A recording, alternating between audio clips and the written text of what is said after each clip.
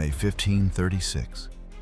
Anne Boleyn, the dazzling second queen of Henry VIII, was executed by the sword. Just 11 days later, the king married Jane Seymour, a quiet lady-in-waiting whose meekness seemed to promise peace. 1 year later, she succeeded where the others had failed. She gave Henry the long-awaited male heir, Prince Edward. But triumph turned to tragedy. 12 days after childbirth, Jane was dead at only 29. The Tudor crown was secured, but not by glory. By blood. Anne's blood on the scaffold, Jane's blood in the birthing chamber. Every jewel in that crown glimmered red. Jane Seymour's story did not begin in a palace. It began in the rolling fields of Wiltshire, where the Seymours lived in their modest manor of Wolfhall. She was not born to be dazzling. She was not the daughter of a king or the granddaughter of a great emperor. She was simply the child of Sir John Seymour, a country noble with respectable land, but little influence beyond his county. Her mother, Marjorie Wentworth, passed on traces of aristocratic blood, but even that connection was distant, diluted through generations. Jane was born around 1508, the exact date lost in the silence of rural records. In many ways, that uncertainty would define her entire life. She was never meant to be the figure at the center of royal history. She was, from her first breath, the kind of woman who stood in the background of others' stories. Her childhood was unremarkable, though not without comfort. Wolfhall was no castle, but neither was it a hovel. She grew up surrounded by siblings, learning the quiet virtues expected of daughters: modesty, patience, obedience. While boys were taught to handle horses and swords, Jane was taught to handle silence. In Tudor England, silence could be more valuable than any weapon. Unlike Catherine of Aragon, who had been raised in the grandeur of Spanish courts, Jane's world was narrow. Unlike Anne Boleyn, who grew up amid the sophistication of France, Jane's education was simple. She could read and write, but not with elegance. What she excelled at were the domestic arts: embroidery, needlework, household management. She stitched patterns onto cloth while the winds of history swirled far away in London. And yet, this simplicity was itself a kind of survival. The Tudors were not kind to women who stood out too brightly. Catherine's brilliance became her burden. Anne's wit became her downfall. Jane's quietness would one day be her shield and her weapon. The Seymour family was ambitious, even if modest in fortune. They knew their daughter's future depended not on inheritance, but on marriage and service. So Jane was sent to court. First, she entered the household of Queen Catherine of Aragon. There she learned what it meant to serve power without wielding it. She watched Catherine, proud and dignified even as her marriage crumbled under the weight of politics and infertility. Jane, silent and observant, absorbed every detail: the Queen's patience, her endurance, the way a woman could be dismissed not for what she did wrong, but for what she could not provide. Later, Jane entered the service of Anne Boleyn. The contrast could not have been sharper. Anne was dazzling, sharp-tongued, alive with ambition. She brought French fashions, lively wit, and a fierce determination to hold the king's attention. Jane, playing beside her, seemed almost invisible. But invisibility can be its own kind of armor. While Anne laughed too loudly, argued too boldly, and danced too provocatively, Jane stood in the shadows, modest, subdued, deferential. At court, invisibility was never permanent. Someone was always watching. Henry VIII noticed Jane not for brilliance, but for her stillness. He had tired of battles with Catherine. He had grown weary of Anne's sharpness. Jane's gentleness felt like balm to a restless king. She did not argue. She did not demand. She lowered her eyes, curtsied deeply, and answered softly. Henry saw peace in her, though what he truly sought was not peace, but a son. Yet before that moment came, Jane remained only a lady in waiting, another woman walking behind queens as they glittered and then fell. She carried trays, she arranged gowns, she listened but never spoke too much. She was present at the coronations, the triumphs, the humiliations. She saw Catherine leave in disgrace. She saw Anne rise in triumph. She saw Anne, too, collapse under the weight of expectation when no son came. Through it all, Jane remained the same. A pale figure, quiet, disciplined, obedient. The irony of Jane Seymour's life is that her very lack of distinction became her greatest distinction. She was not witty. She was not ambitious. She was not a schemer like her brothers. Though they would use her name for their own advancement, she was simply pliant. In a court full of noise and danger, pliancy was a rare treasure. But pliancy is not freedom. It is a form of survival, chosen or imposed. And for Jane, it would one day be the road that led her to a crown and to her grave. When she was a girl, perhaps she dreamed of marriage to a country gentleman, of life among the fields of Wiltshire. Perhaps she imagined children playing in Wolf Hall's gardens, a husband managing the estates, and herself at the hearth. That would have been the natural course of her life. But history rarely allows the natural. History twists the ordinary into something cruel. Jane's fate was shaped by others' failures. Catherine failed to give Henry a son. Anne failed as well. And so Henry turned his eyes toward Jane. If Catherine had succeeded, Jane would have lived and died in obscurity. If Anne had given birth to a boy, Jane would have married quietly elsewhere.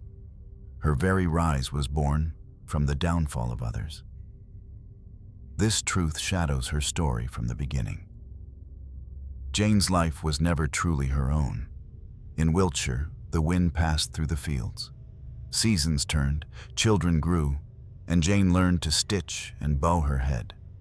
She was not destined for brilliance, but for endurance. Yet endurance is not always gentle. It demands sacrifice. It demands silence. The girl from Wolf Hall, unremarkable in talent, modest in beauty, subdued in manner, would one day sit beside a king who tore apart his kingdom for love, for lust, for power. She would wear the crown once placed on the heads of Catherine and Anne. And like them, she would discover the cruel truth. In the Tudor world, a woman's value was measured by her womb, her silence, and her willingness to bleed for a dynasty. Her childhood in Wiltshire seems distant from the grandeur of palaces and the chaos of London. But it planted the seeds of her fate. Every lesson in obedience, every stitch of embroidery, every quiet moment by the hearth. These were the tools that would prepare her to stand beside a king. They would prepare her, too, for the cost. Because Jane Seymour, the girl from the provinces, was never meant to be remembered. She was meant to disappear into the background. History, however, does not always obey. Her name would be written in chronicles. Her body would rest beside a king. But her story, from its very beginning, was already set on rails of silence and submission, carrying her inexorably toward a crown that gleamed not with triumph, but with blood. Jane Seymour did not enter history with a shout. She entered it with a bow. At first, she was just another face in the Queen's household, another pair of quiet hands arranging gowns, braiding hair, carrying trays of silver dishes to the royal table. Service at court was both privilege and peril. To serve the Queen meant proximity to power, but also exposure to the dangers that surrounded the throne. Jane saw this clearly, because she served not one queen, but two. First Catherine of Aragon, then Anne Boleyn. From Catherine, she learned endurance. Catherine had once been the jewel of Spain, daughter of Ferdinand and Isabella, aunt to the Emperor Charles V. Yet in Henry's court, her crown slipped with every failed pregnancy. Jane, standing at the edge of the Queen's chambers, watched her mistress age under the weight of loss. Catherine bore miscarriages, stillbirths, and the sorrow of losing children who lived only a few weeks. Each failure chipped away at her place beside the king. Jane saw how power could erode not through treason or scandal, but through the simple absence of a son. Then came Anne Boleyn, Catherine's opposite in every way. Where Catherine was solemn, Anne was radiant. Where Catherine endured, Anne demanded. She had wit, charm, and an ambition that dazzled Henry. Jane saw her rise with breathtaking speed, lady-in-waiting one moment, queen the next. Yet even in Anne's triumph, Jane saw the shadow. For all her brilliance, Anne too was judged by her womb. When she gave Henry a daughter, Elizabeth, instead of a son, the whispers began. When miscarriage followed miscarriage, the whispers turned to roars. Jane stood quietly behind her queen. She did not dazzle, did not sparkle. She folded gowns. She lowered her eyes. She smiled softly when addressed. Yet in her silence, she observed the lessons of two queens, one who lost everything because she failed to give a son, and one who would soon lose her head for the same reason. And Henry, restless and insatiable, began to notice the quiet figure in the background. Jane was no great beauty. Contemporary accounts describe her as pale, plain, almost forgettable. Yet Henry, exhausted by years of argument and fire, saw in her something he craved: calmness. Where Anne sharpened her tongue, Jane softened her words. Where Anne confronted him, Jane deferred. She seemed to Henry not a rival, but a refuge. It was not only Henry who noticed. The Seymour family was ambitious, keenly aware that their daughter's position in the Queen's household might be transformed into an opportunity. Edward Seymour, Jane's brother, understood court politics. He knew the king's discontent with Anne was deepening. He knew the Queen's enemies were circling, waiting for her fall. And so, quietly, Jane was positioned. She was encouraged to be modest, to be pliant, to be everything Henry now longed for. The court whispered. Rumors spread that Henry had begun to send Jane gifts, purses filled with coins, jewels wrapped in velvet. Jane, carefully coached, refused them, not rudely, but with a practiced grace. She returned his presents unopened, declaring that she was no one's mistress. If Henry wished to honor her, he would do so only by making her his wife. These refusals only inflamed the king's desire. What seemed like virtue to Henry was strategy. What seemed like innocence was calculation. Meanwhile, Anne Boleyn's world was collapsing. Her miscarriages piled upon one another. Her enemies whispered of witchcraft, of treason, of adultery. The king's affection turned cold. By early 1536, the court knew her end was near. Jane, careful as ever, remained silent, neither condemning nor defending her mistress. But her silence was its own kind of betrayal. She waited, as others plotted, as Henry's wrath grew, as Anne's trial approached. On May 19, 1536, Anne Boleyn was executed. The French swordsman struck once, and her head rolled from the body that had once entranced a king. Jane did not witness the moment, but she knew what it meant. The throne was empty, the crown was ready, and the king was impatient. Only 11 days later, Jane Seymour married Henry VIII. The speed of it shocked the court.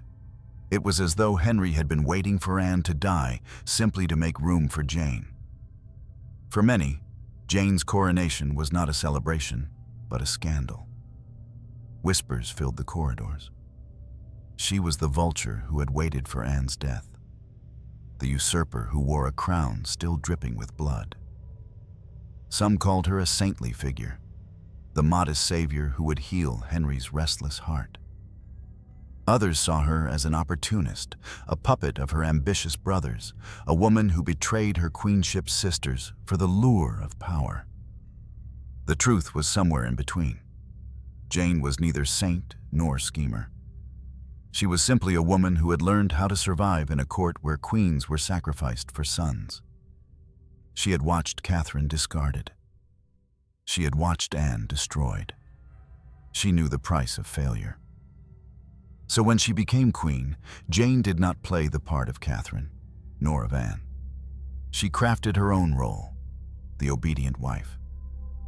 She dressed modestly, avoiding the flamboyant fashions Anne had adored. She spoke softly, never raising her voice against the king. She avoided controversy, never involving herself openly in politics. Yet behind this mask of passivity lay a singular focus. Jane knew her one task, the only task that mattered: to give Henry a son. The contrast was striking. Catherine had fought for her marriage, appealing to Rome, defying the king. Anne had fought with her wit, her sharp words, her fierce ambition. Jane fought by refusing to fight. In surrender, she found strength. In passivity, she wielded the only power that mattered to Henry, the promise of peace and the possibility of an heir. But peace at court was never real. Every glance carried suspicion. Every word carried weight. Jane could not erase the memory of Anne's execution. She could not silence the whispers that trailed her every step. She was queen, yes, but a queen who sat on a throne stained with blood. She lived every day in the shadow of death, knowing that failure would mean disgrace, perhaps worse. Jane Seymour's rise from lady-in-waiting to queen was swift, shocking, and dangerous. It was not the triumph of ambition, but the triumph of silence. She had learned from the fall of two queens that in Henry's England, a woman could not control her fate. She could only endure it. And so she endured, walking softly through corridors still echoing with the cries of the executed, wearing a crown that shimmered with borrowed light, smiling faintly as though peace had finally come to Henry's court. But peace built on blood is never peace at all. It is only the calm before the storm. The wedding came with a silence that was louder than any cheer. On May 30th, 1536, in the quiet chapel of Whitehall Palace, Henry VIII married Jane Seymour. Only 11 days had passed since the sword had fallen on Anne Boleyn's neck. The shock had not yet settled. The blood was still fresh in memory. And yet, here was the king, taking another wife, parading another queen, as if grief could be erased by the mere signing of vows. The court looked on in disbelief. Some bowed, some whispered, many stared.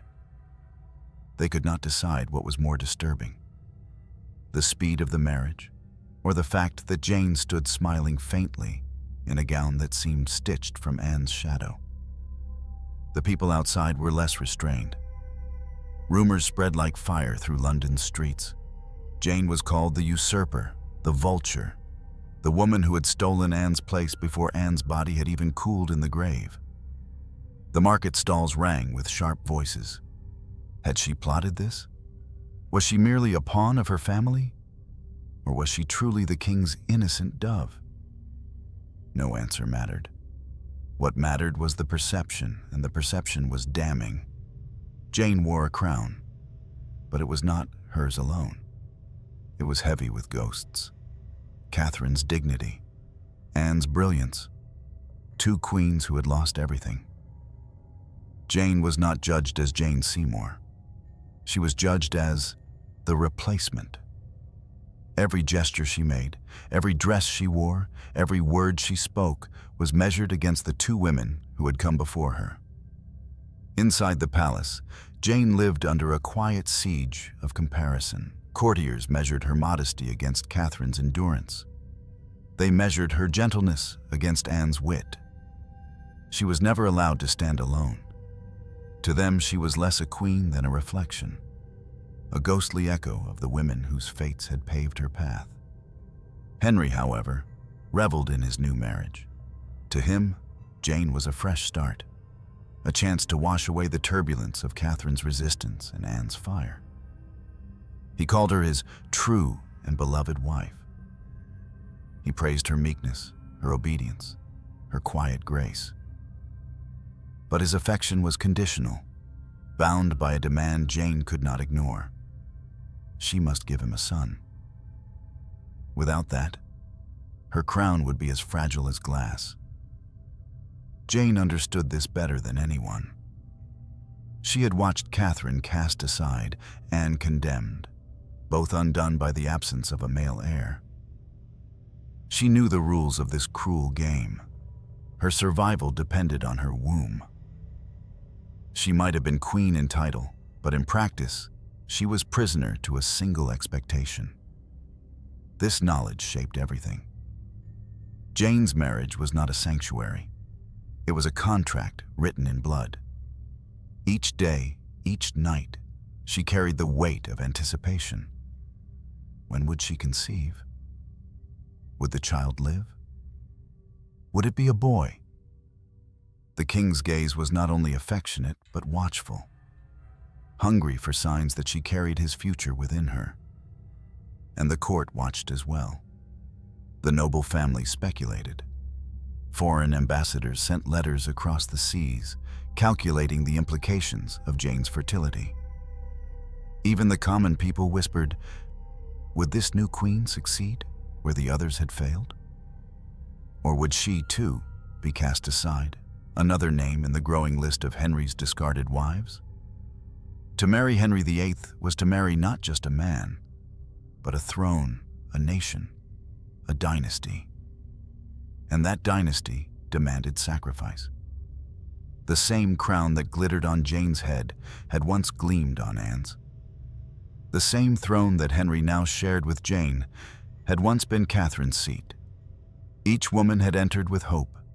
Each had left in ruin. Jane could not escape this reality. It hovered over her marriage like a storm cloud. At court banquets, Jane sat beside Henry in regal splendor. But the courtiers' eyes were not on her smile. They were on her belly. They waited for the first signs of pregnancy, as if her body were a battlefield on which the future of England would be decided. In that hall of gold and silver, Jane was less a queen than a vessel, her worth measured in swelling flesh and the promise of a son. And Jane felt it deeply. The weight of expectation pressed on her like an iron crown. She had seen too much to be naive. She knew that love in Henry's world was a fragile thing, crumbling quickly when it was not reinforced by power. His affection could sour, his devotion could vanish. The axe could fall again. Yet Jane was not Catherine. She was not Anne. She did not fight with words, nor did she blaze with ambition. She endured. She waited. She bowed her head, smiled gently, and carried her fears silently in her heart still. Fear cannot silence whispers. The court never forgot Anne's execution. Some swore Henry had poisoned her. Others insisted Jane had conspired against her. Whether true or not, suspicion clung to Jane like a second skin. Her marriage bed was not warm with love alone. It was cold with the breath of rumor. And outside the palace walls, the people remembered. To them, Jane's crown was stained. She sits on a throne built on bones, they murmured. The ghost of Anne walks beside her.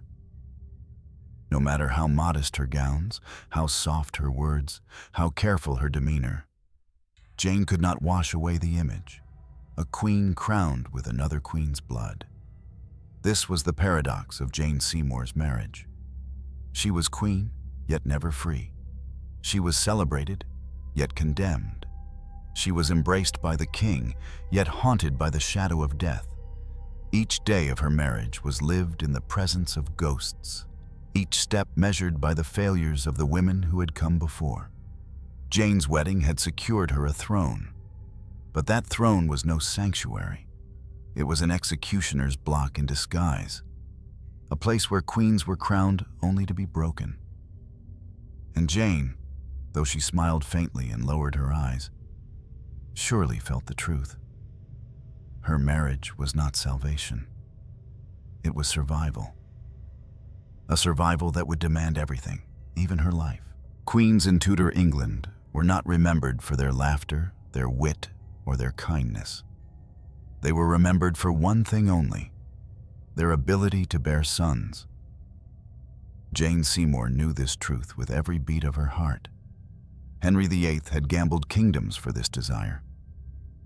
He had broken from Rome, defied the Pope, declared himself the supreme head of the English Church, all to annul one marriage and marry another, all to secure a male heir.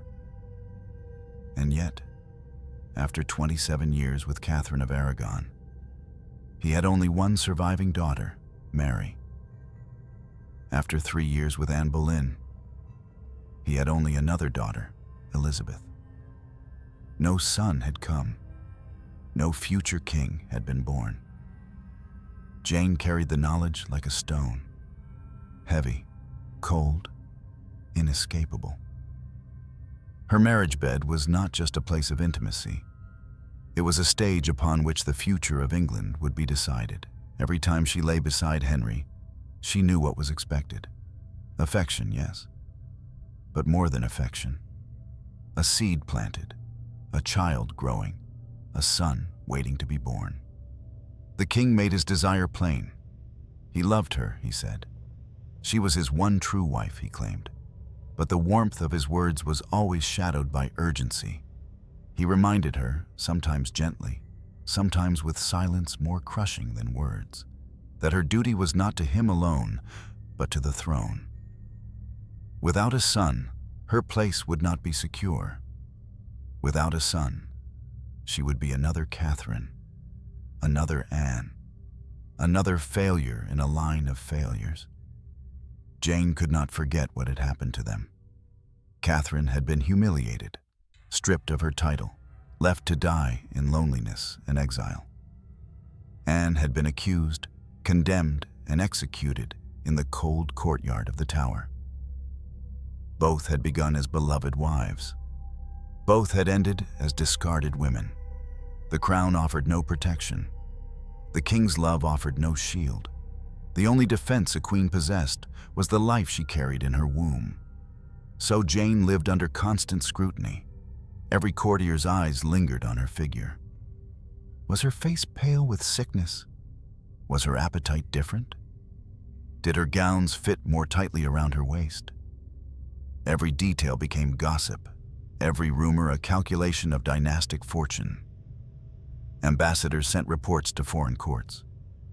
The queen may be with child. The future of England hangs in the balance. And Jane, modest, obedient, gentle Jane, endured this pressure in silence. She did not argue.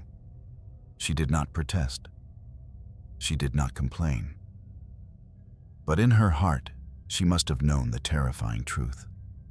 Her very life was reduced to this one question.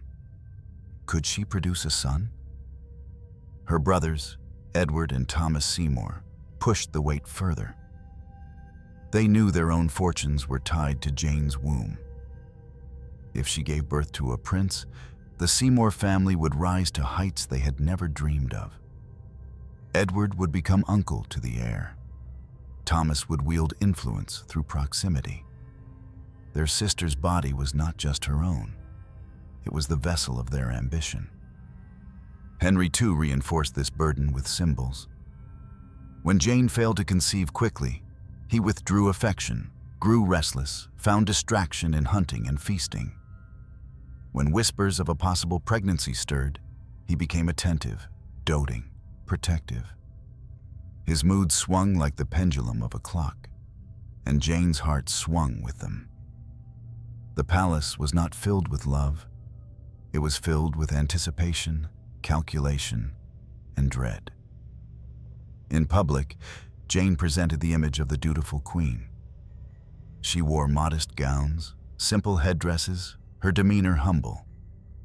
She tried to embody the opposite of Anne's flamboyance, the antidote to Catherine's stubborn dignity. She was quiet, pliant, reassuring. But beneath this carefully constructed mask, the pressure gnawed at her. She was young, but she was no fool. She knew what failure would mean. And yet, pregnancy was no guarantee of survival. Childbirth in the 16th century was perilous. Even the highest-born women died in the birthing chamber. Infection, hemorrhage, fever, all struck without warning, taking lives in hours. For every birth, there was the shadow of death. And Jane knew this as well. She had seen her mistresses weep for lost children. She had seen Catherine and Anne's bodies wasted by the ordeal. She could not have believed she was immune. Still, there was no choice. The crown demanded heirs. The king demanded a son. Her family demanded advancement. The nation demanded security. Jane's body was no longer hers. It was England's. In quieter moments, perhaps she remembered Wiltshire, the fields of her childhood, the simple life she might have led had she never come to court, a life where marriage meant companionship, where motherhood meant joy, not survival. Perhaps she thought of her mother, Marjorie, and the quiet lessons of womanhood passed down in the household at Wolfhall. But such thoughts would have been brief, fragile. Court life allowed no room for longing. The crown crushed nostalgia as surely as it crushed individuality. Jane prayed. That much we know. She clung to religion as a source of comfort, perhaps even as a bargain with God. If she could not control her body, she could at least plead with heaven.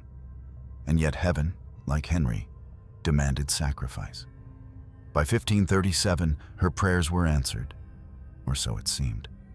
She was finally with child. The court erupted with speculation, with cautious joy. Henry's mood brightened. The Seymours exhaled. England dared to hope. At last, the dynasty might be secured. At last, the years of turmoil, of annulments and executions, might end with the birth of a single boy. But this hope came with fear. Everyone knew the stakes, Jane most of all. Every day of her pregnancy was watched, measured, recorded. Her health was debated in letters, her cravings noted in gossip. She was wrapped in caution, surrounded by attendants, guarded like a fragile treasure. Yet she must have felt the danger within her, the danger that came not only from miscarriage or stillbirth, but from survival itself. For to give birth was to walk through the valley of death, and not all women emerged alive. Jane endured. She carried the weight of a nation inside her. She carried the ambitions of her brothers. She carried the obsessions of a king. And she carried, too, the knowledge that her life was balanced on the edge of a blade. Her crown glittered above her head, but it was not a crown of gold. It was a crown of thorns. Each day, each night, each breath, she felt the sharpness pressing deeper. In Tudor England, queens were not women. They were wombs dressed in velvet. They were sacrificial bodies offered up for dynasties. Jane Seymour understood this with clarity. She knew her marriage had given her a crown, but it had also given her a death sentence. Delayed, conditional, waiting for the moment she would either succeed or fail. And so, as her belly swelled and the kingdom celebrated, Jane must have whispered to herself in the dark, "I will give him a son. I must give him a son, or I will vanish, as the others did." The pressure was unbearable. and it was only the beginning. October 1537. Autumn leaves fell across the palace gardens at Hampton Court. Inside, the Queen labored. Jane Seymour had carried the hopes of a dynasty for 9 long months. Now, her body trembled under the weight of those hopes. The pregnancy had been watched with obsessive attention. Courtiers sent letters daily, describing every detail of her condition. The people prayed in churches, lighting candles for the unborn child. Henry VIII himself strutted like a man reborn, confident that destiny would finally grant him what he had sacrificed so much to obtain. But childbirth in the 16th century was no celebration. It was a trial by fire. Jane's labor began in mid-October. The first pains were sharp, the signs clear. Attendants rushed to her chambers. Priests prepared prayers. Physicians whispered their half-learned remedies. Hours passed. Then a day. Then 2. The labor stretched into an ordeal that seemed endless. Childbirth at that time was cloaked in darkness, both literal and figurative. The chamber was sealed, lit only by candles, filled with women, midwives, ladies-in-waiting, attendants, all hovering, whispering, praying. The Queen lay on a bed draped in linen, her body racked by waves of pain. The air was thick with sweat, incense, and fear. Outside the chamber, the fate of England hung in silence. 2 days and 2 nights. The agony consumed her. Every contraction tore through her body like fire. Blood stained the sheets. She drifted in and out of consciousness, her strength waning. In the corners of the room, servants crossed themselves. Terrified, they were watching not the making of a prince, but the undoing of a queen. At last, on October 12th, 1537, the child came. A boy. Edward. The cry of a newborn split the chamber. Cheers erupted from attendants who had been silent for days. Trumpets sounded across the palace. Messengers galloped through London, spreading the news. The king had a son. Bells rang, crowds gathered, fires blazed in celebration. England rejoiced as if salvation itself had descended. Henry VIII was radiant. His eyes shone with triumph. At last, the Tudor line had its male heir. At last, his gamble, his defiance of Rome, his broken marriages, his executions, all were vindicated. The birth of Edward was more than a family event. It was a political earthquake. The dynasty was secured. The king's legacy was safe. But while the nation celebrated, Jane lay pale and trembling, her body broken by the ordeal. The midwives worked frantically, sponging her brow, changing blood-soaked linens, murmuring prayers. She had given England a prince, but the price was carved into her flesh. For a brief moment, there was joy. Jane was declared the mother of a king. She received tributes, praise, blessings. Henry himself wept with gratitude, calling her his savior. Yet even in those moments, the signs of danger were clear. Jane could barely lift her head. Her face was drained of color. Fever stirred beneath her skin. The women around her exchanged anxious glances. They knew what the king did not yet admit. This victory might not last. For Henry, the birth was everything he had dreamed of. For Jane, it was the beginning of the end. 12 days followed, days of uncertainty. At first there was hope. Jane was weak, but she smiled faintly, held her son in her arms, whispered his name. She watched Henry beam with pride, his joy uncontained. For a fleeting moment, she may have believed that the suffering had been worth it, that she had secured her place, that she had done her duty, that she had given her child a throne. But childbirth in Tudor England carried shadows that lingered after the infant's cry. Infection, hemorrhage, fever. These were the silent killers, creeping in when the room had grown quiet. And they came for Jane. The symptoms began subtly: a shiver, a flush of heat, an exhaustion that would not ease. Then worse: chills, delirium, the unmistakable fever that spread through her body like fire. The attendants knew what it meant: childbed fever, puerperal infection. A common fate for women who gave life in an age without medicine, without understanding, without hope. The palace dimmed. The joyous bells outside faded into whispers inside her chamber. Physicians hovered helplessly, offering prayers more than remedies. They burned herbs, muttered charms, applied poultices, rituals more than cures. Nothing worked. The fever deepened. Henry at first refused to see. He clung to the image of triumph, of victory. His son was alive, and Jane, he insisted, would recover. But slowly, reality seeped in. The king who had moved mountains for a son now found himself powerless to save the woman who had given him one. Jane's condition worsened.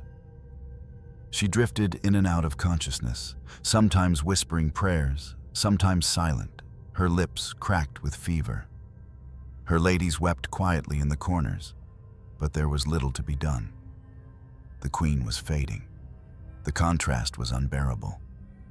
Outside the palace, London still celebrated. Feasts were held, songs were sung, wine flowed in rivers of joy.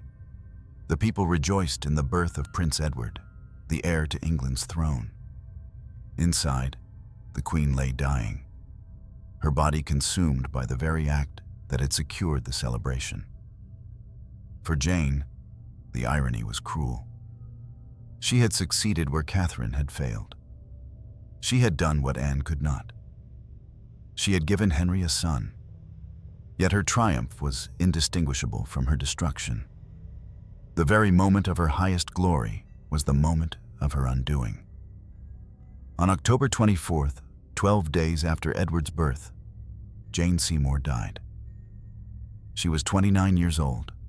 The chamber fell silent. Her attendants wept. Priests muttered final prayers. Henry retreated into grief, though grief mixed with triumph. His son lived. His dynasty was secured. But his queen was gone. This was the fate of Jane Seymour: to rise from obscurity, to stand as queen, to give England its heir, and to die in the same moment. Her story was not one of long reigns or glittering power. It was a story of sacrifice, of blood, of a crown that demanded her life in exchange for her womb. The child lived. The queen did not. The Tudor crown, once again, was drenched in blood. The Tudor court was a theater of opposites. Triumph and ruin, glory and despair often walked hand in hand. In October 1537, these contrasts reached their sharpest form. On one side of Hampton Court, music rang. Trumpets blared. The kitchens roasted oxen, venison, swans, and peacocks. Wine poured into goblets until they overflowed. Nobles laughed loudly, raising their cups to the newborn prince. The king's joy was uncontainable. He spoke of Edward as though he were already a man, already a king, already the salvation of the Tudor line. But in the queen's chambers, there was no laughter, only whispers, only the sound of labored breathing. Jane Seymour had delivered England's hope, but she herself was sinking. Fever gripped her body. The attendants changed her sheets constantly, each one stained and damp with sweat. She drifted into delirium, calling for prayers, calling for God, sometimes calling for her child. Her voice weakened until it became little more than a rasp. Outside the palace gates, bonfires lit the sky. Bells rang across London, echoing through streets still scarred by plague and poverty. Ordinary people cheered, believing the future of the realm was now secured. They feasted in taverns, sang songs in praise of the king and his new heir. To them, the queen's body was distant, invisible. They celebrated the birth, not the suffering. This was the cruel paradox. One woman's agony was the foundation of a nation's joy. Henry visited Jane during these days, though not often. He was not a man comfortable with sickness. He preferred victory, power, vitality. To see his queen pale and broken disturbed him. He reassured himself and others that she would recover. She was young, strong, blessed by God. Surely she would survive. But the truth was written in her trembling hands, her shallow breath, the shadows under her eyes. Still, Henry clung to hope. He had, after all, what he had wanted for decades: a legitimate son. Edward was healthy, his cries strong, his future radiant. The king's mind, torn between triumph and dread, leaned toward triumph. He ordered more feasts, more celebrations, as though noise could drown out the silence creeping in Jane's chamber. But noise could not. Silence is heavier than sound. Jane's attendants bore witness to the real story. They saw her weaken day by day. They saw her skin flush and then pale, her body shaking with chills. They heard her prayers turn into incoherent murmurs. They knew she was dying, even as the rest of England celebrated life. On October 23rd, the day before her death, Jane seemed to rally briefly. Such moments often deceive, offering hope when hope is gone. She sat upright for a while, whispered blessings over her son, and spoke softly to those around her. The attendants clung to this fragile flicker of strength. Perhaps God had heard their prayers. Perhaps she would live. But by night, the fever returned with vengeance. Her breath grew shallow, her body convulsed. The women at her side crossed themselves, tears streaming. By dawn, the end was near. On October 24th, 1537, Queen Jane Seymour died. She was 29 years old. 12 days had passed since Edward's birth. 12 days between glory and grave. The court froze. The news spread like a shadow through the palace. Celebrations halted. Musicians fell silent. The smell of roasted meat hung heavy in halls that had grown suddenly quiet.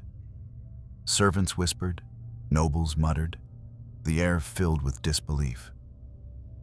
Henry was devastated, or so the chronicles say. He locked himself away, refusing to see anyone. For days, he mourned in private. Yet his grief, like his joy, was entangled with politics. He had lost the wife he called his true love, but he had gained the son who mattered more than anything. His heart was split, though no one could know which side weighed heavier, the sorrow or the triumph. The contrast of Jane's death could not have been sharper. In the same palace where laughter still echoed, the queen's body lay cold. In the same halls where Henry boasted of dynasty, Jane's attendants wept in silence. In the same kingdom that celebrated its heir, the mother who bore him was already gone. This duality haunted the image of Jane Seymour forever. She was remembered both as the savior of the Tudor dynasty and as the victim of its ruthless demands. The woman who succeeded where Catherine and Anne had failed, but at the cost of her own life. The queen whose crown gleamed brightest in the moment it devoured her. The symbolism was unmistakable. Edward lived, Jane died. The Tudor line was secured not by peace, but by sacrifice. Once again, the throne had been purchased with blood. The blood of a woman whose only crime was to succeed. In portraits painted after her death, Jane appears serene, pale skin, folded hands, gentle eyes gazing softly outward. But behind the calm lies the truth. Her story was one of suffering, not serenity. The portraits immortalized an ideal, not a reality. The reality was fever, blood, and silence. Her funeral was magnificent, a spectacle of mourning befitting a queen. Draped in black, the court followed her coffin to Windsor, where she would be buried. Bells tolled solemnly, priests chanted masses, nobles marched with bowed heads. The pageantry was heavy with grief, yet also heavy with irony. For even in death, Jane was celebrated less for who she was than for what she had provided. The kingdom mourned, yes, but it also moved on. Edward was the future, Henry the king, Jane the memory. Her life was over, her role complete. She had delivered, she had died. This was the contrast that defined Jane Seymour's end. Feasting and fasting, joy and mourning, life and death, all coexisting in the same palace walls. The Tudor crown had its heir, but it had lost its queen. And in that paradox lay the deeper truth. In Tudor England, a woman's triumph was her destruction. A queen's greatest victory was often her death. Jane Seymour's death did not end her story. In many ways, it began it. For Henry VIII, Jane was not just his third wife. She became his idealized queen, the one he would claim to have loved above all others. It is strange, almost cruel, to think that only in death did she become perfect in his eyes. Alive, she had been a woman of flesh, fragile, pressured, expendable. Dead, she became untouchable, sanctified by sacrifice. Henry ordered her funeral to be conducted with the full honors of a queen. Jane's body was taken to Windsor, carried in solemn procession, accompanied by courtiers in black, banners lowered, bells tolling across the countryside. The people lined the roads, silent and watchful, as her coffin passed. She was mourned not simply as a wife, but as the mother of the long-awaited heir, Edward. For 12 days, she had been alive to see her son. For centuries afterward, she would be remembered only through him. At St. George's Chapel, her coffin was lowered into the vault prepared for royalty. The king did not attend her funeral. Henry rarely attended such ceremonies. But his absence did not mean neglect. He made sure Jane was buried as the queen who had succeeded where all others failed. She was honored not for her voice, her mind, her deeds, but for her womb. In this, her fate mirrored the paradox of Tudor women. Their worth was measured not in life, but in how they died. Jane died a queen in Henry's eyes precisely because she gave him a son, and her death in childbirth sealed her memory as sacred. But Henry went further. He declared that when his own time came, he wished to be buried beside her. Not Catherine, the loyal wife of 20 years, not Anne, the woman for whom he had torn his kingdom apart, not Catherine Howard or Catherine Parr, who would come later. Only Jane. Why? Perhaps it was because she alone had given him what he wanted most. Perhaps it was because her death was untarnished by scandal. Catherine had resisted him. Anne had defied him. The later wives would bring troubles of their own. Jane alone, in Henry's memory, was perfect, silent, obedient, dead. The irony is cutting. Jane was remembered as Henry's true wife, not for the life they shared, but for the death that ended it. Her quietness became a myth, her sacrifice an eternal symbol. She was canonized in Henry's heart because she could no longer fail him. The grave preserved her purity, her obedience, her usefulness. In portraits commissioned after her death, Jane was painted as the eternal queen. White skin, calm expression, elaborate headdress. No trace of suffering, no fever, no blood, just serenity, as if she had transcended the world's pain. The image was not of a woman, but of a saint. But beneath this glorification was a darker truth.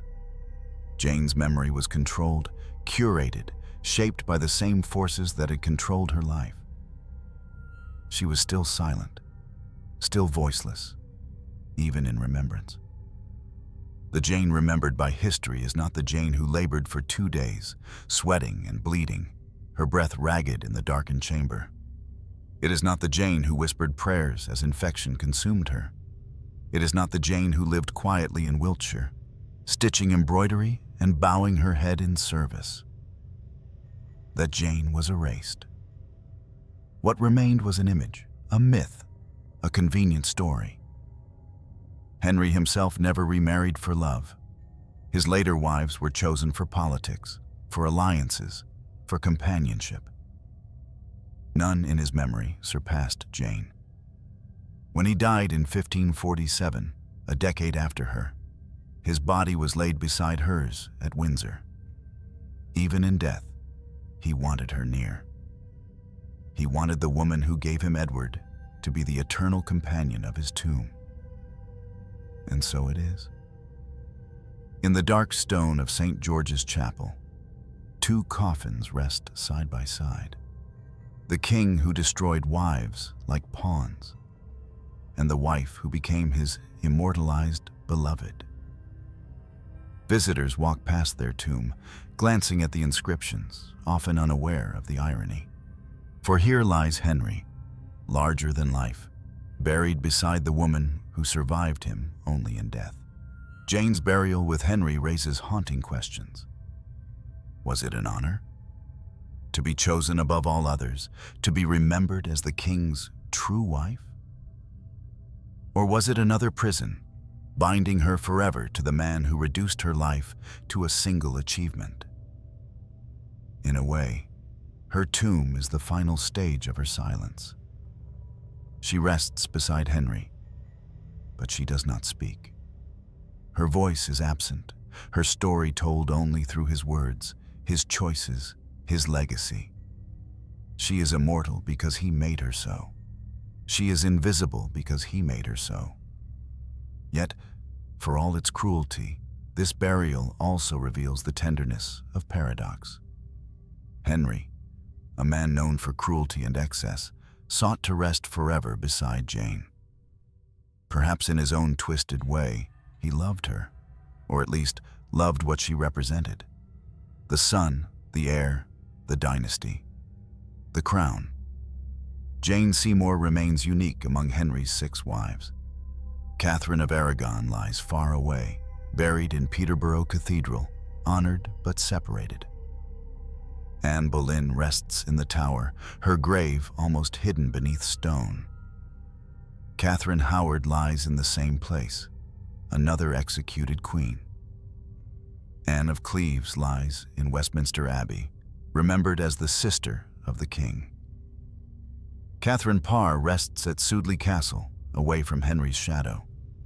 Only Jane lies with him, sealed together in death. This final fact has shaped how history remembers her. The woman who lived in silence, died in agony, and was sanctified by sacrifice, became the Queen Henry chose for eternity. In her grave, she is elevated above the others. But in truth, her fate was no different. She was another woman consumed by the Tudor crown, another life offered on the altar of dynasty. The tomb may give her honor, but the honor is laced with tragedy. For Jane Seymour was not buried with Henry because she was loved most. She was buried with him because she was useful, because she succeeded, because her death froze her in perfection. And so the coffins lie side by side, beneath the stone and silence of Windsor. 2 figures bound forever by blood, power, and expectation. He, the king who devoured queens. She, the queen who died to give him a son. Together, they embody the Tudor legacy. Glory purchased by suffering, triumph entwined with death. Jane Seymour's crown did not rest easily on her head. Even in death, it was never truly hers. From the moment she became queen, she lived under the shadow of others. Catherine of Aragon, the dignified first wife, had been queen for 2 decades. Anne Boleyn, the fiery second, had dazzled and scandalized Europe.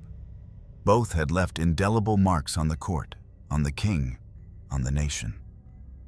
Jane was measured against them from the start, and she continued to be measured long after her death. She was not as learned as Catherine. Catherine spoke Latin, debated theology with scholars, defended her marriage before the Pope and Parliament. Jane, in comparison, could barely write her name with grace. Her education was modest, her words few. Where Catherine had commanded respect, Jane deferred.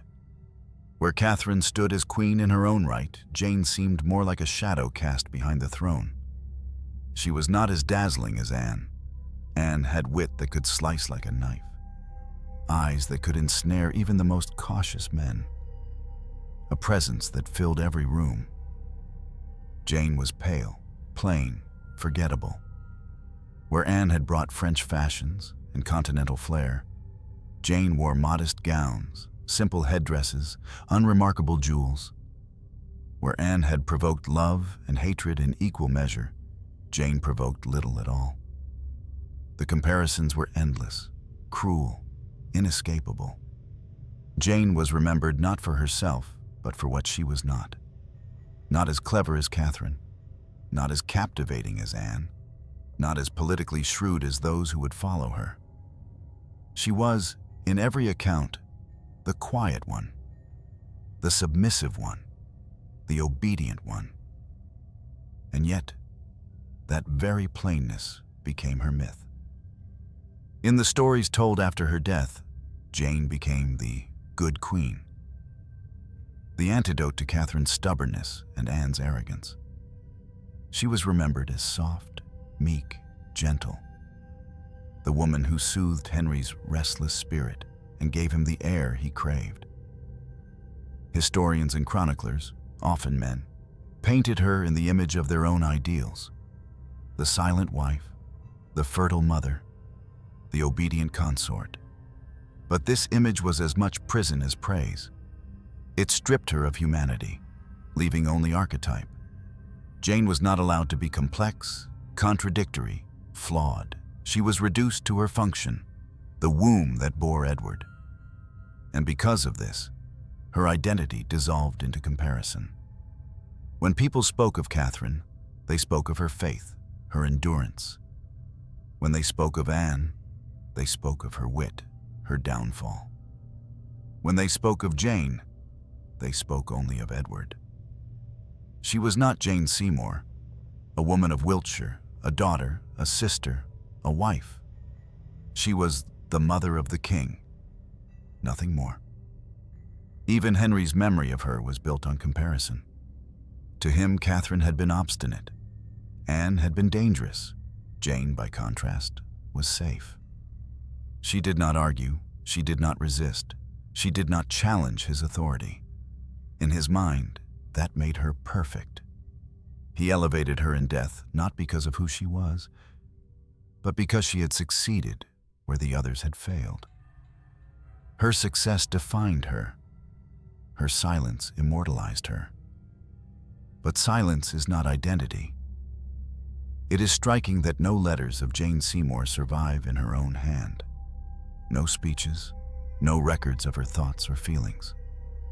We know her only through others, through ambassadors' reports, through Henry's words, through the chronicles written by men who never cared to ask who she was. She is a ghost in her own story, present but unseen, like a faint outline around the brighter figures of Catherine and Anne.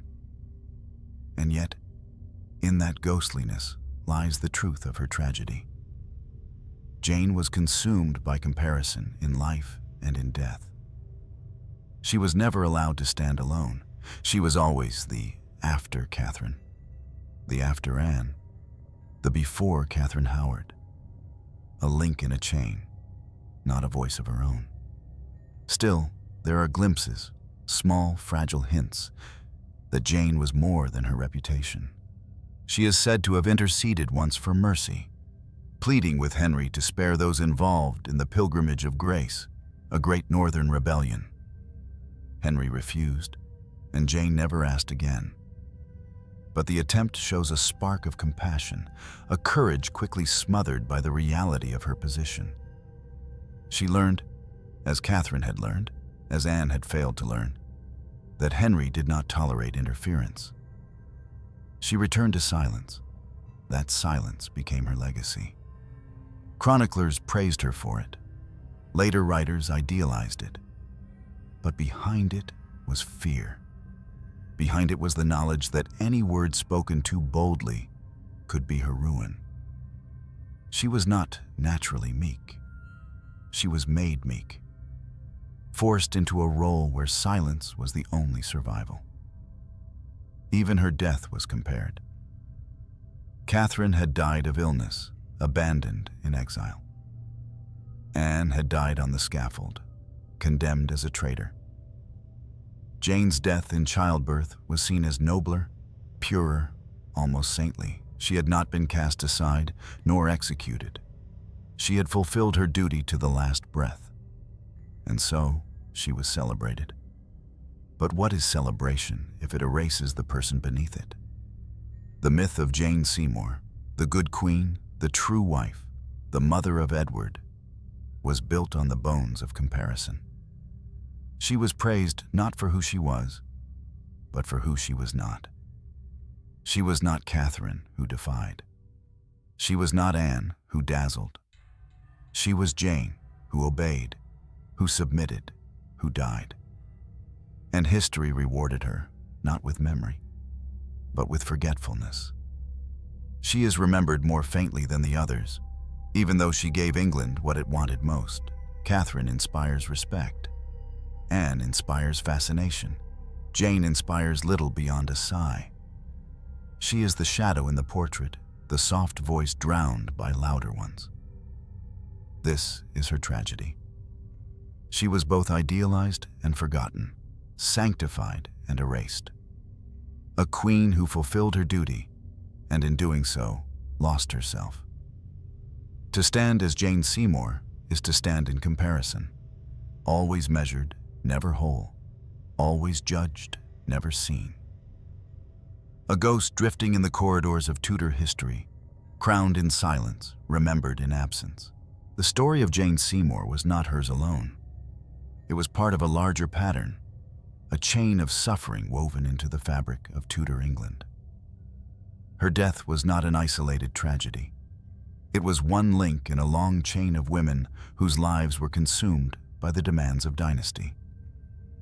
In Henry VIII's England, a queen was not truly a woman. She was a function, a vessel, a promise. The measure of her worth was not her wisdom, her kindness, or her courage. It was her womb. To bear sons was survival. To fail was ruin. Catherine of Aragon knew this truth before Jane.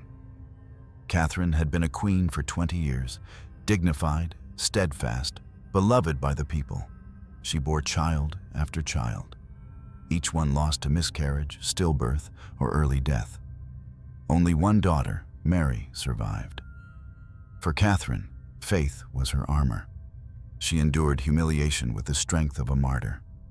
But endurance could not save her. Henry cast her aside, stripped her of her title, and left her to die alone in Kimbleton Castle. Her decades of loyalty counted for nothing.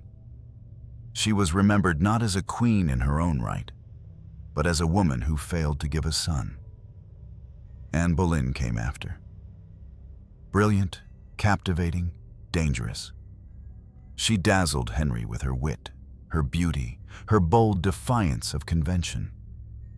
For her, passion was her power. But her power, like Catherine's faith, could not protect her from the same fate. Anne gave Henry a daughter, Elizabeth, who would one day be England's greatest monarch. But in the 16th century, daughters were not enough. Miscarriage followed miscarriage, and whispers of treason and adultery gave Henry the excuse he needed. Anne was condemned, executed, and erased. Her head rolled on the Tower Green. She too had failed to give him a son. And then came Jane. She succeeded. She gave Henry his heir, Edward. But success was indistinguishable from destruction. Her body broke in the very act of fulfilling her role. She was celebrated as the true wife, the beloved queen, but only because she was gone. She had given Henry what he wanted, but the price was her life. This was the pattern. Catherine lost her crown, Anne lost her head, Jane lost her life. Different ends, but the same verdict.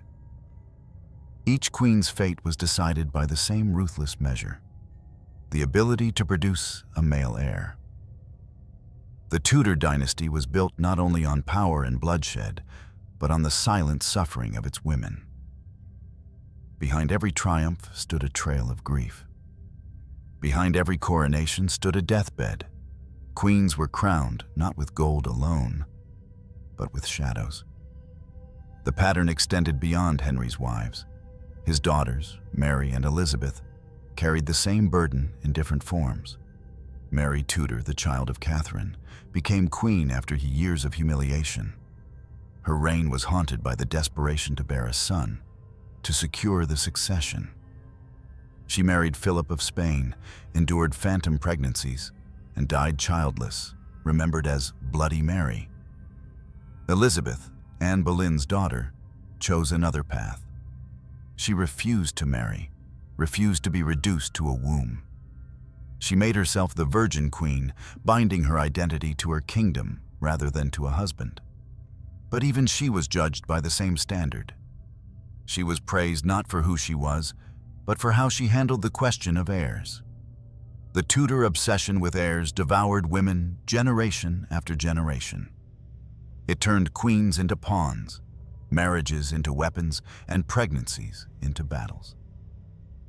It demanded blood, sometimes in the birthing chamber, sometimes on the scaffold. Jane Seymour was not unique. She was the embodiment of a system that reduced women to their reproductive function.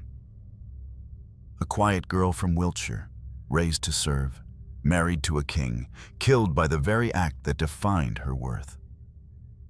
What is most haunting is how ordinary her fate was. For every queen who died in childbirth, countless nameless women did the same. The difference was that Jane's death secured a dynasty. The deaths of others were forgotten. Their blood did not stain crowns or shape kingdoms. It simply vanished into the silence of history. In this way, Jane's story is both exceptional and universal. Exceptional because she was queen, buried with honors, immortalized in chronicles. Universal because her suffering was shared by thousands of women whose names are lost. She was one of many who bled for a world that did not value them beyond their ability to produce life. The Tudor dynasty thrived on this cycle. Sons were exalted. Daughters were dismissed. Mothers were celebrated only in their deaths. It was a cruel arithmetic. For every heir secured, a woman was broken. Catherine's exile, Anne's execution, Jane's fever, each was a chapter in the same brutal book. And Henry VIII, the man at the center, moved on. He remarried. He celebrated. He mourned when it suited him. His needs, his desires, his dynasty. These were the only constants. The women came and went, each leaving behind a story of loss. The tragedy of Jane Seymour is therefore not hers alone. It is the tragedy of Tudor women as a whole. They lived in a world where crowns were poisoned, where love was conditional, where survival was tied to the fragile thread of childbirth. They lived in a world that measured them not as people, but as instruments of succession. This is the deeper wound in the Tudor story. Its glory, the pageantry, the politics, the power, was built on the invisible suffering of women. Queens bore the weight of dynasties in their bodies, and too often they paid with their lives. Catherine's sorrow, Anne's blood, Jane's deathbed. Different fates, same verdict. The crown demanded heirs. The crown demanded sacrifice. And always, it was women who paid. In the silence of Jane Seymour's tomb at Windsor, that truth lingers. She lies beside Henry, honored, remembered, sanctified. But her story is not just hers. It is the story of a dynasty that turned women into offerings, demanding their bodies, their lives, their silence. The crown Jane Seymour wore glittered for only a single year. A year of quiet hope, a year of relentless expectation, a year that ended in blood. Her story did not stretch across decades, nor echo with political triumphs. It ended at 29, with fevered whispers in a darkened chamber and the cries of a newborn prince. This is the circle of the Tudor crown. Anne Boleyn's head rolled in the Tower Yard. Catherine of Aragon wasted away in exile. Jane Seymour bled in childbirth. Each queen became a sacrifice. Each woman's body bore the weight of a dynasty that devoured them. And each time, the crown gleamed brighter because it was washed in blood. Henry VIII was remembered as a king of power, a man who reshaped a church, who broke nations for his desires. But behind his legacy stood 6 women, each carrying their own tragedy. Jane's was perhaps the quietest, but also the sharpest. She did not fall to the axe. She did not suffer years of humiliation. She gave Henry what he wanted most, a son, and was destroyed in the very act of giving. There is a haunting irony here. Jane is the wife Henry chose to lie beside for eternity. In St. George's Chapel at Windsor, their tombs rest side by side. To visitors, it seems like a mark of love, an eternal bond between husband and wife. But look closer, and the irony is revealed. She lies there not because she was cherished, but because she succeeded. Because she died at the right moment, before disappointment could taint her memory. That is Jane's legacy, her silence, her obedience, her sacrifice. But as we reflect, we must ask, is that truly love? Or is it only another mask of power? Was Jane remembered because she mattered as a person, or because she delivered what the crown demanded? History, too, has been complicit. Chronicles called her the true wife. Painters immortalized her with calm serenity. Generations repeated the myth of the meek, perfect queen. Yet the real Jane, nervous, pressured, fragile, human, was lost. Her voice erased, her suffering sanctified, her story reduced to a footnote beside the story of men. And here is the deeper tragedy. Jane Seymour was not alone. She was part of a long procession of women who stood at the edge of power, but never inside it. Women who were measured not by their character, but by their ability to bleed, to endure, to give birth. Women whose names filled genealogies, but whose lives were forgotten. The Tudor crown was built on their blood. And so, the story comes full circle. The Vung Min Nhum Mao, the blood of Anne on the scaffold, the blood of Jane in the birthing bed, the blood of countless women beyond them, nameless in the shadows of history. Every jewel on that crown reflected not only glory, but sacrifice. When we remember Edward VI, the boy king who reigned briefly before dying at 15, we must also remember the price at which he was born: a mother's life, a queen's silence, a woman's body consumed by duty. And perhaps when we look at the grandeur of Tudor England, the palaces, the portraits, the ceremonies, we should look closer.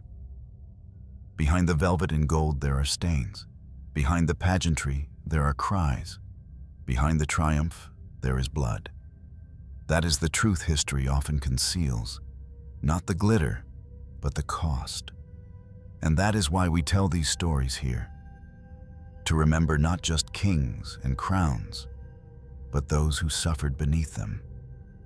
To give voice to the silenced. To let the ghosts speak at last. Because history is not only about victory, it is about pain, about sacrifice, about lives cut short, erased, or rewritten. It is about people like Jane Seymour, who bore the crown for a moment and paid with her life. Her story ends at 29, but its echo remains.